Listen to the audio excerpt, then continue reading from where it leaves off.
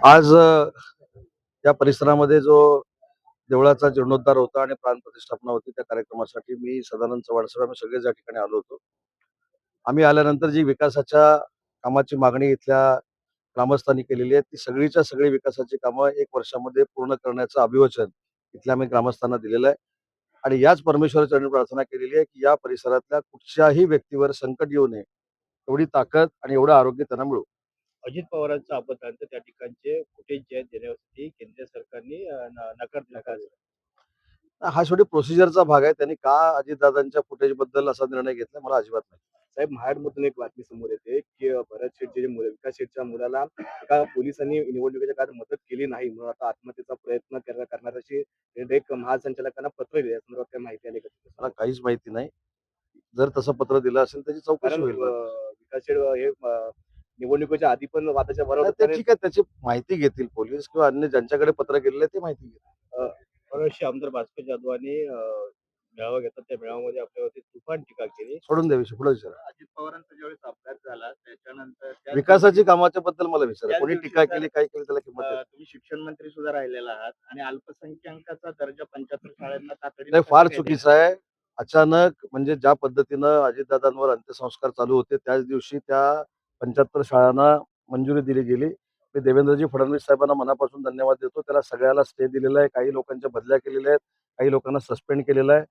पण कशा पद्धतीनं शासकीय रुखवटा होता सर? मी सांगितलं ना, मी त्याच्या पुढे जाऊन सांगितलं, की अंत्यसंस्कार चालू असताना इथं अशा पद्धतीने केलेलं आहे. हे घाणेरडं कृत्य आहे आणि त्यांच्यावर कारवाई झाली पाहिजे.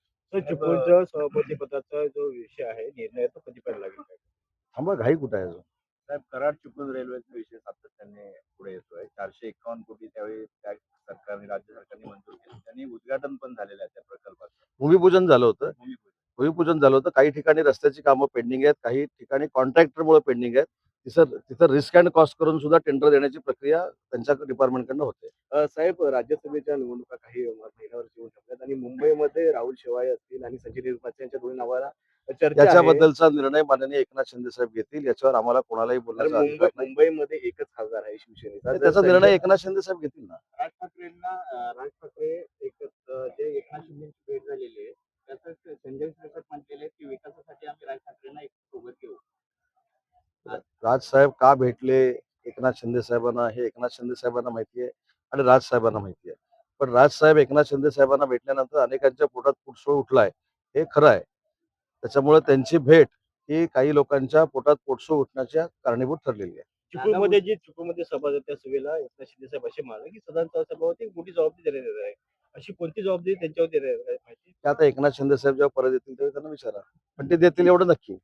पण अजून एक महत्वाची गोष्ट सांगतो, की काल जागतिक स्तरावरचा एआयचा कार्यक्रम चालू असताना, कॉन्फरन्स चालू असताना जे काँग्रेसच्या लोकांकडनं कृत्य घडलं, त्याबद्दल शिवसेनेने ज्यावेळी ते परदेशामध्ये गेले, त्यावेळी आपल्या भारत देशाबद्दल अनेक वाईट गोष्टी त्या बोललेल्या आहेत. अनेक वेळा त्यांनी नाचक्की भारत देशाची केलेली आहे आणि काल देखील त्यांनी तेच करण्याचा प्रयत्न केलाय.